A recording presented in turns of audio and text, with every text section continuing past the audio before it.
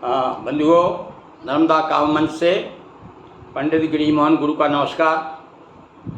सबसे पहले मैं अपने जुगनुओं से उजाला मुक्तक संग्रह की शीर्ष मुखपृष्ठ की जो 4 पंक्तियाँ हैं वो सुनाता हूँ और उससे मैं शुरू करता हूँ आज का कार्यक्रम।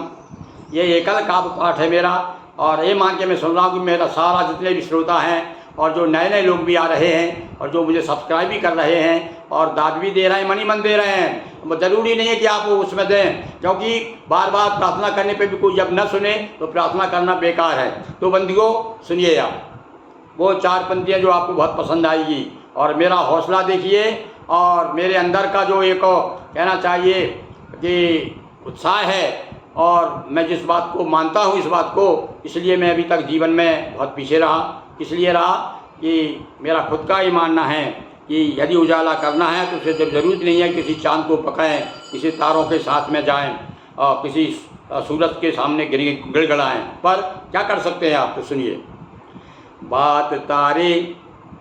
बात तारे यदि टाला करेंगे, बात तारे, सबसे पहले तारों से कहा कि भाई कुछ प्रकाश मिल जाए, तो बात तारे यदि टाला करेंगे, दीप हीला हवाला करेंगे, और साथ देगा नहीं चंद्रमा तो, साथ देगा नहीं चंद्रमा तो, अरे जुगनुओं से उजाला करेंगे, साथ देगा नहीं चंद्रमा तो, जुगनुओं से उजाला करेंगे। लीजिए, फिर हम उजाला करने आ गए हैं और अपने जुगनुओं से उजाला नाम के मुक्तक संग्रह से 10वां पेज आपके सामने प्रस्तुत कर रहे हैं। 10वां पृष्ठ देखिए, इसमें कौन कौन से मुक्तक और किस प्रकार के, किस मिजाज के, किस भावभूमि के मुक्तक हैं, वो एक के बाद में एक सुना रहा हूँ बिना किसी भूमिका के। सुनिए। दर्द का घूंट पी गए लेकिन, हाँ भाई देखो, हमारा भारतीय काव्य क्या, जितने भी संसार में काव्य है वो सब दर्द के आसपास घूमता है, इसलिए तो कहा कहना पड़ा वियोगी होगा पहला कवि। तो सुनिए अब आप। दर्द का घूंट पी गए लेकिन प्यार का जाम ही पिया ना गया, और यूँ तो कई नाम आए हैं लब तक, तुम्हारा नाम ही लिया ना गया, तुम्हारा नाम ही लिया ना गया। और दूसरा देखिए इसी क्रम में, आग पानी में लगाना होगा। हाँ, यहाँ फिर एक चैलेंज दिया भाई, एक संदेश और एक बात मैं अपनी कहना चाहता हूँ। क्या करना है हमें, क्या करना होगा? तो आग पानी में लगाना होगा, जोशे जवानी जगाना होगा, जोशे जवानी जगाना होगा, और लेके बंदूक टैंक दुश्मन को अपनी सीमा से भगाना होगा, अपनी सीमा से भगाना होगा। ये उस समय के लिखी पंक्तियाँ हैं जिस समय चीन का अटैक हमारे देश पर हो रहा था। उस समय भी बहुत कुछ चीज़ें हमने देश को जगाने के लिए, मन में हमारे वीरों में वीर रस का संचार करने के लिए कही गई हैं। तो उस समय की ये पंक्तियाँ हैं। आगे देखिए। ये दो फिर देखिए आप, वर्तमान परिस्थिति क्या हो गई है। आज कभी कभी क्या है, कुछ पंक्तियाँ, कुछ कविताएँ ऐसी होती है जो कि सामयिक नहीं होती, शाश्वत हो जाती हैं, हर समय वही प्रासंगिक हो जाती है कि आज भी वही का वही स्थिति है। आज ये मैंने जिस समय लिखी होगी और आज का आप कल्पना कीजिए, आपको लगेगा कि ये मैंने कल ही लिखी है। सुनिए। रख लिए आदर्श हमने थालियों में, रख लिए आदर्श हमने थालियों में, सभ्यता बैठा रखी है गालियों में। और ये गालियाँ सबसे ज़्यादा हमें ये जो बड़े बड़े टीवी पर जो कार्यक्रम आते रहते हैं ना, संभाषण वगैरह, वाद विवाद वगैरह, जो नेता लोग आते रहते हैं, इन लोगों ने बिगाड़ा सारे देश को। इन्होंने सबसे पहले अपने शब्द की सीमा मर्यादा से बाहर हुए, और जो एक दूसरे पे छीटा कसी करते समय गाली गलौज जो करते हैं, यहाँ तक कि एक दूसरे को श्री कह करके बोलने में उन्हें शर्म आती है।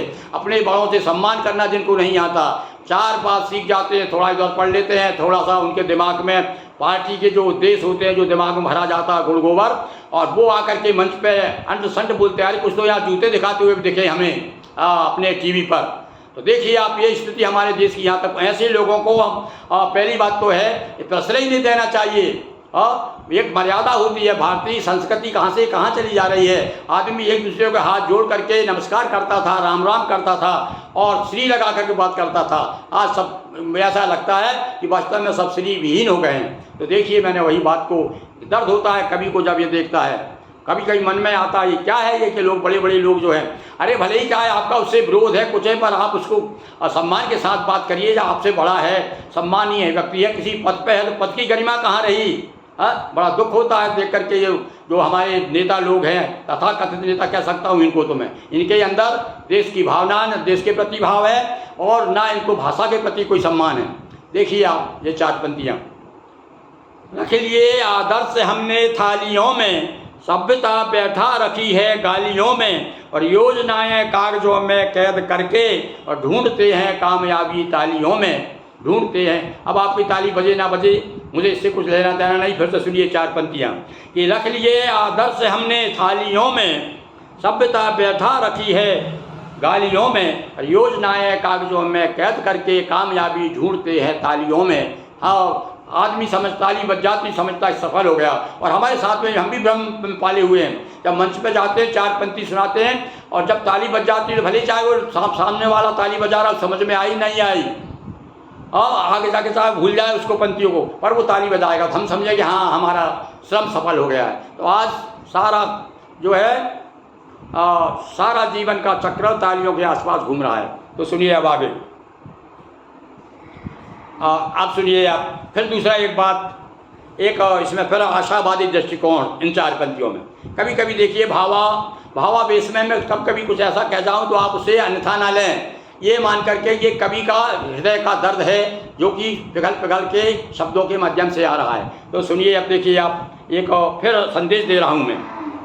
आह उठती है तड़प उठते हो, आह उठती है तड़प उठते हो, दर्द से दिल भी पिघल जाता है, दर्द से दिल भी बिखर जाता है, और मीत आंसू से नहाना कैसा, मीत आंसू से नहाना कैसा, वक्त हर घाव को भर जाता है, वक्त हर घाव को भर जाता। कितना ही कैसा ही कष्ट हो, कैसा ही तकलीफ हो, दुख हो, वह प्रकृति ने ऐसी व्यवस्था कर रखी है कि आदमी धीरे धीरे उसको भूल जाता है। इसलिए ज़्यादा चिंता नहीं करना चाहिए। जो भी सामने हमारी समस्याएं हैं, कष्ट है, विपत्ति है, दारुण दुख है, वो दुख ज़्यादा समय तक नहीं रहेगा। निश्चित रूप से एक दिन आपका मन उससे विरत हो जाएगा। तो सुनिए अब आगे का मुक्तक। जब तक दम में दम है हम में। अब ये वही बात भाई सारा, अभी हम लोगों ने 15 अगस्त मनाया, देश की आज़ादी के गीत गाए, और यही इसमें भी देशभक्ति की आपको स्वर नज़र आएंगे देशभक्ति के। सुनिए, जब तक हम शब्दों पे ध्यान दीजिए आप। जब तक हम में दम है, जब तक दम में दम है हम में, जब तक दम में दम है हम अरि को ना सोने देंगे, और श्रम से पाया है जो हमने सम्मान नहीं खोने देंगे। जब तक दम में दम है हम में, हम अरि को ना सोने देंगे, मन में श्रम से पाया है जो हमने सम्मान नहीं खोने देंगे। मर जाएंगे मिट जाएंगे खप जाएंगे फिर भी लेकिन, फिर से ध्यान दीजिए इन पंक्तियों को, कि मर जाएंगे मिट जाएंगे खप जाएंगे फिर भी लेकिन, हे भारत माता हम तेरा अपमान नहीं होने देंगे, हे भारत माता हम तेरा अपमान नहीं होने देंगे। भाई ये पंक्ति तो मुझे इतनी प्रिय है कि मैं एक बार फिर से सुनाना चाहता हूँ, और फिर से आप सुनिए इनको और हृदयंगम कीजिए और मन में संकल्प लीजिए कि भारत माता का जहाँ अपमान हो रहा हो वहाँ हम अपने सामर्थ्य के अनुसार जितना विरोध कर सकें उतना विरोध करें। सुनिए फिर से, जब तक दम में दम है हम में, हम अरि को ना, अरि कौन है? दुश्मन वही है जो देश के खिलाफ बोलता है, जो चाहता है कि हमारा देश का हित हो जाए, हमारा देश जो है पहले से ही पहली स्थिति में पहुंच जाए जहाँ क्या दाने को मोहताज हो रहा था। ऐसे लोग जो है देश की जो अवनति में उन्नति में रोड़ा बने हुए हैं, उनके लिए 4 पंक्ति, वे दुश्मन है हमारे। जब तक दम में दम है हम में, हम अरि को ना सोने देंगे, और श्रम से पाया है जो हमने सम्मान नहीं खोने देंगे। मर जाएंगे मिट जाएंगे खप जाएंगे फिर भी लेकिन, हे भारत माता हम तेरा अपमान नहीं होने देंगे, हे भारत माता हम तेरा अपमान नहीं होने देंगे। बहुत बहुत धन्यवाद। निश्चित मैं समझूंगा ये पंक्ति आपको जरूर पसंद आएगी और कुछ ना कुछ आप कमेंट जरूर करेंगे। हाँ, एक बात और, आप ये निश्चित तो कुछ लोग क्या करते हैं कि रचना पसंद आए ना आए, वाह वाह वाह वाह नहीं, हम वाह वाह मत कीजिए। वास्तव में कहीं आपको त्रुटि नज़र आ रही है, कई शब्दों में, भाई देखो आदमी तो गलती का पुतला है, हमसे कहीं ना कहीं त्रुटि हो गई है, हम उसे सुधार लेंगे। आने वाली प्रकाशनों में हमारी कविता पे भी आप टिप्पणी कर सकते हैं, और कहाँ आपको अच्छा लगा, कहाँ आपको रचना नहीं सुनाना चाहिए था, वो भी आप कह दें, ताकि हम भविष्य में ध्यान रखेंगे ये रचना भाई सुनाने लायक नहीं है। देखिए, तो इस प्रकार से आज 10वां पृष्ठ हमारी जुगनुओं से उजाला नाम की ये जो कृति है, ये आपके सामने प्रस्तुत है। इसका समाप्त हुआ। बहुत बहुत धन्यवाद।